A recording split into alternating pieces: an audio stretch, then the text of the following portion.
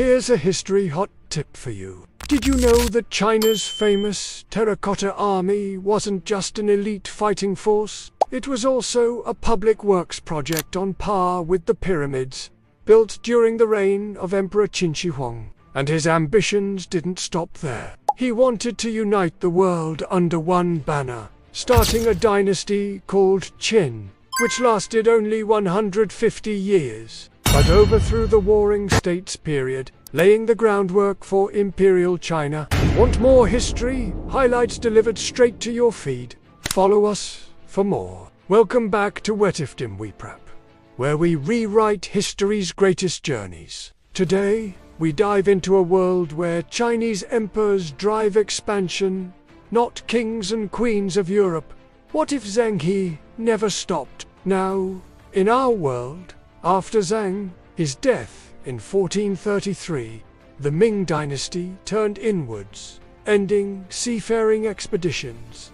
But let's tweak the timeline a bit. Imagine him surviving until 1450, guiding 3 more voyages. On his 6th mission, Zheng He reaches the Gulf of Mexico, surprised to find a landmass so different from Asia, yet filled with riches. By 1455, he establishes trade outposts, exchanging Chinese silk for local furs and gold. Over the next 2 decades, more expeditions arrive, bringing scholars and settlers. They spread Chinese culture, agriculture, and technology, even influencing local tribes through interpreters. By 1492, when Columbus makes landfall in the Caribbean, Zheng He has been back to China for 20 years. Though his reports of a vast western land are ignored, dismissed as the ramblings of an old explorer, meanwhile, Chinese influence spreads through Southeast Asia.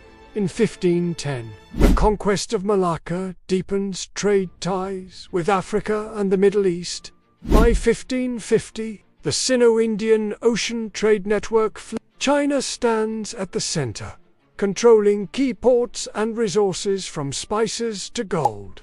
Zheng He, hailed as a hero, dies in 1520, but his legacy lives on in the sprawling Eurasian trade web. The impact on world history is monumental. By 1600, the Ming dynasty, fueled by transoceanic trade, Farsi's new Givar. China embraces Western learning, fostering scientific advancement. Its navy, patrolling the Indian Ocean, thwarts European attempts to break in. The rest of Asia, too, submits to Chinese tributary relations. For the Portuguese and Spanish, the Americas remain a mystery. Europe, blocked from Asian trade, enters a period of isolation. The Renaissance ends without the influx of classical ideas from the Middle East.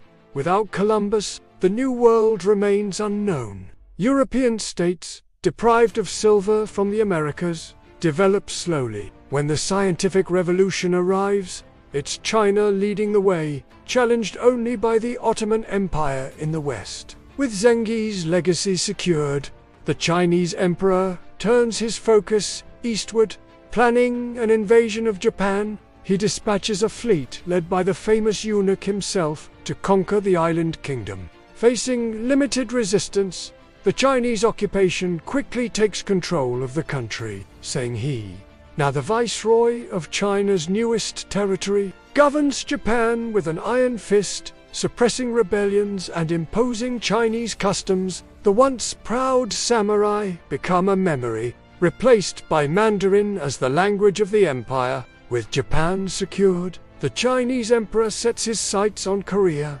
Despite fierce resistance from the Joseon dynasty, Chinese forces prevail. Korea becomes another province in the expanding empire. In the face of this overwhelming force, the Vietnamese submission is swift and decisive. The mighty Ming dynasty has now reshaped the map of Asia, controlling key regions like Malacca and Japan. Looking westward, the vast sea between China and the Americas remains, but China's growing naval presence, coupled with new technologies like the magnetic compass, may soon change that. The world trembles before the might of China. In this altered history, China's expansion, driven by Zheng, he reshaped Asia. Japan, Korea, and Vietnam became local rulers were sidelined, cultures suppressed. Only the Vietnamese scholar Nguyen Trác Lam resists, fleeing to the hills to lead an insurgency.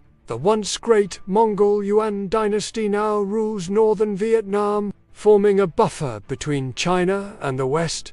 The discovery of America by the Chinese changes everything. In 1492, while Columbus struggles to reach Asia, Chinese Admiral Zhong Jing reaches the United States. In 1493, the Chinese established trading outposts along the eastern coast. Within 10 years, more than 10,000 Chinese immigrants settle in the New World, drawn by immense wealth and opportunity. By 1505, Chinese influence spreads to initiating a new era of trade between the Old World and the New. By 1550, Chinese goods flood the Atlantic coast of South America. Silk, porcelain, and gunpowder, in exchange for silver, tobacco, and maize.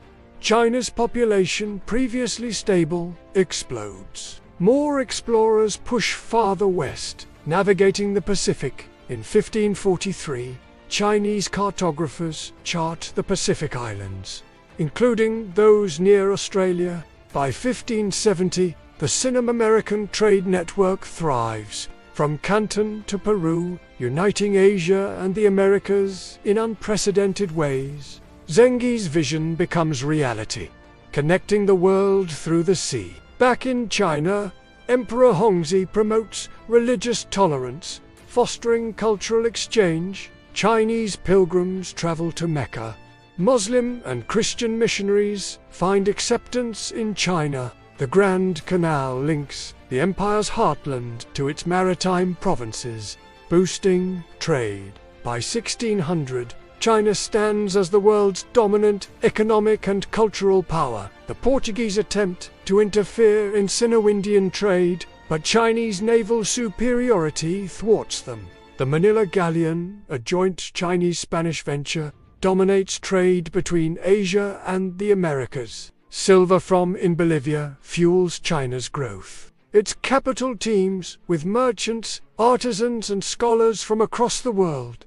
Trade networks spanning the globe. The voyages of Zheng, he reshaped the world. China's maritime provinces stretch across the Pacific, linked to the Americas by a thriving trade. This empire boasts unparalleled wealth, diverse cultural influences, and a powerful navy safeguarding its interests. China stands unrivaled, a testament to the profound impact of one man's ambition. The year is 2025. In this alternate timeline, the Sino-American Empire spans from the Yellow Sea to the Pacific coast of South America, linking Asia and the Americas in a vast network of trade and culture. Skyscrapers pierce the skies in Shanghai and San Francisco. Hyperloop trains connect Beijing to Bangkok and LA. Nanotechnology and artificial intelligence flourish, driving advancements in healthcare, energy, and transportation. Mandarins are widely spoken from Tokyo to Toronto, alongside English. Confucian principles shape legal systems, and educational reforms promote scientific thinking.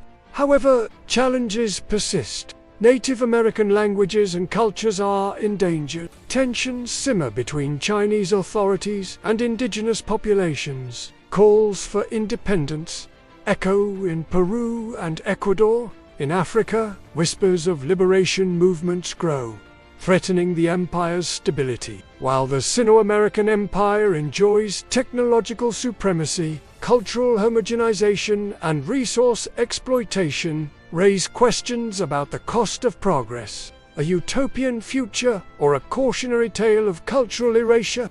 You decide. And that's our journey through time. How would you change history? Share your ideas below and join the conversation. Thanks for joining us. See you next time.